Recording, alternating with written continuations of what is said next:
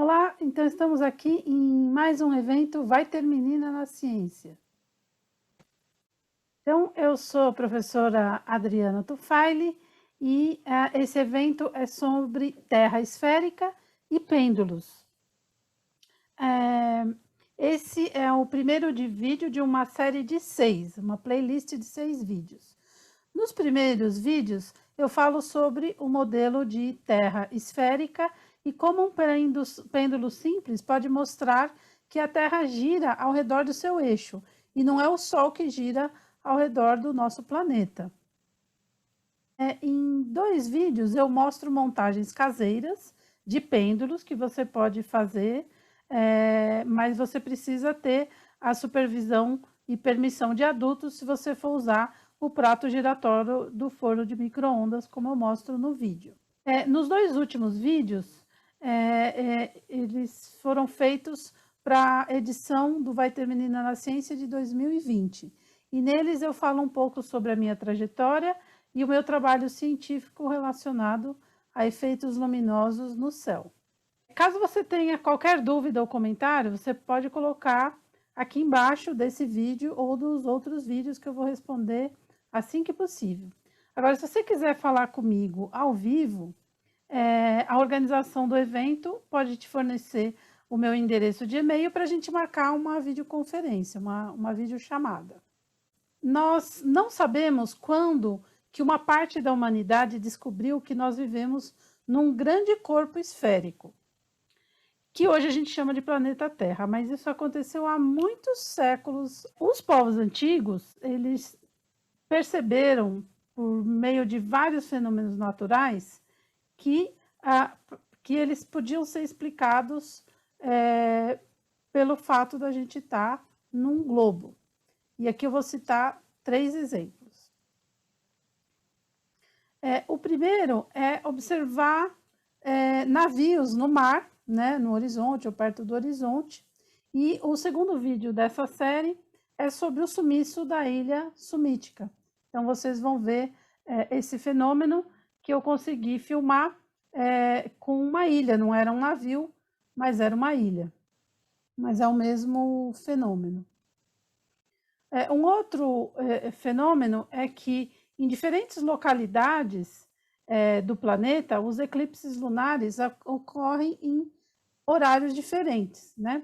Essa figura aqui eu peguei desse vídeo do Richard Carrier, que tem o link na descrição do vídeo, e aqui está mostrando Roma, a cidade de Roma, a cidade de Babilônia, horários diferentes de um eclipse lunar. Outro fenômeno que eles perceberam já na antiguidade é que algumas estrelas podem ser vistas em certas cidades, mas não podem ser vistas em outras cidades. E aqui nessa figura está como exemplos a cidade de Roma, que hoje é Itália, e Alexandria, que é uma cidade do Egito.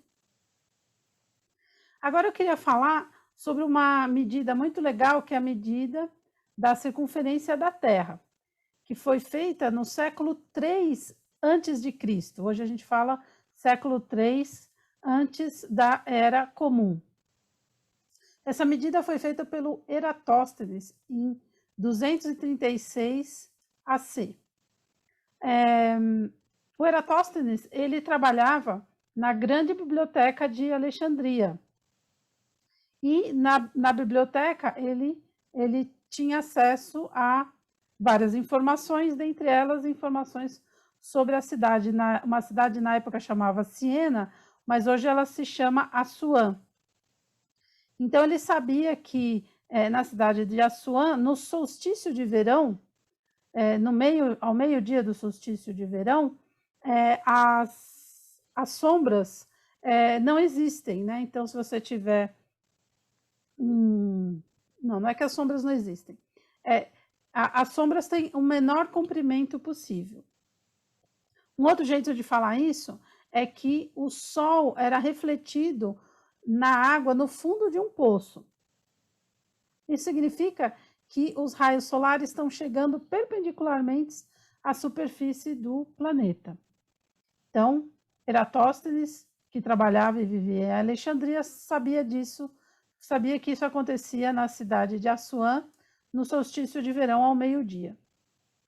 Ele também sabia a distância em linha reta entre Alexandria e Assuã, e que não tinha relevo, então ele conhecia essa distância.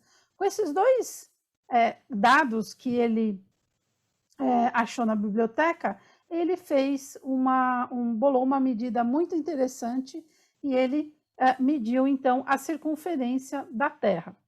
E se você dividir a circunferência pelo número π, você tem o diâmetro da Terra.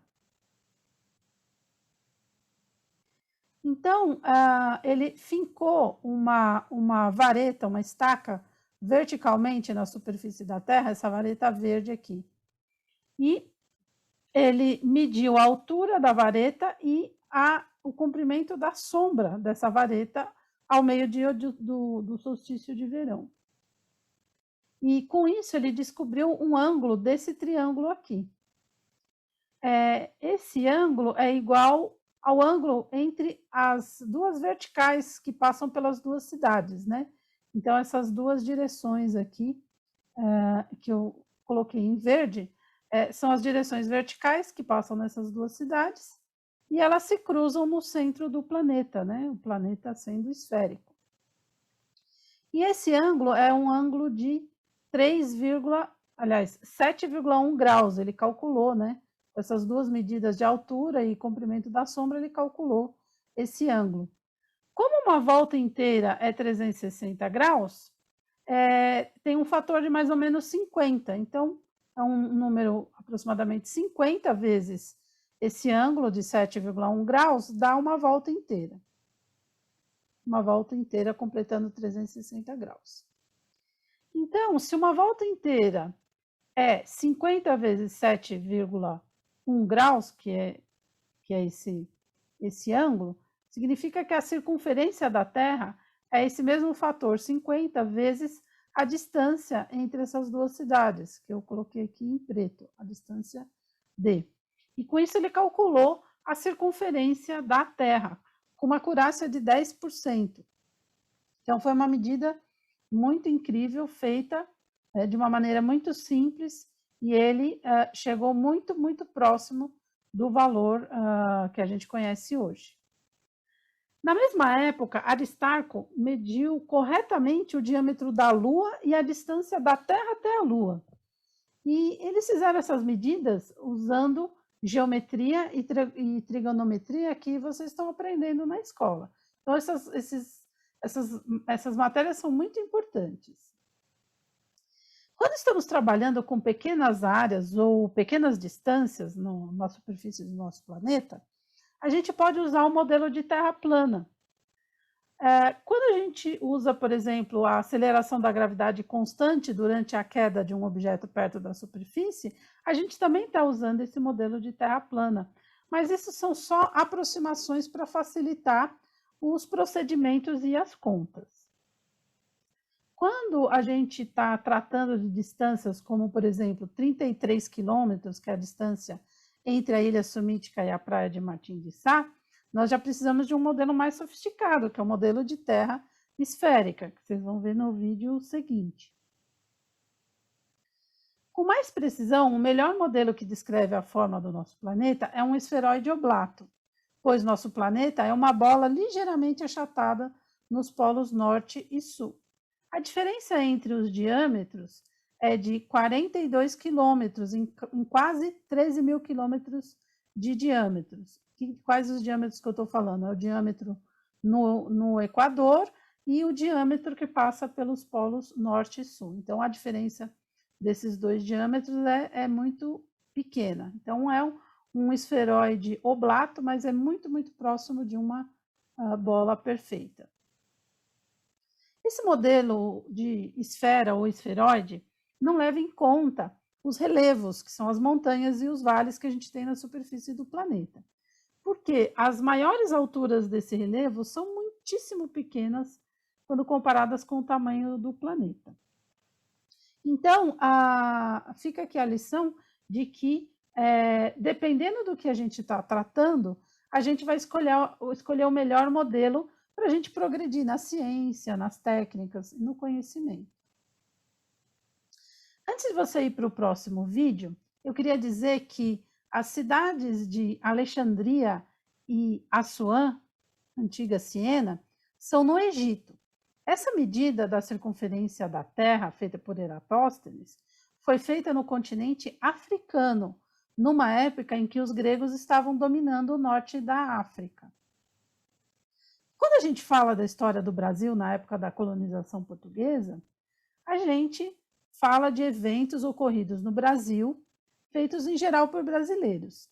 Mas quando contam sobre esses eventos importantes ocorridos no norte da África, na época do domínio grego, falam como se fossem gregos, como se fosse na Grécia. Fica parecendo que essas coisas ocorreram na Europa.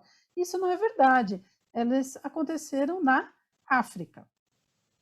Então, o que eu queria falar para vocês nesse vídeo é isso.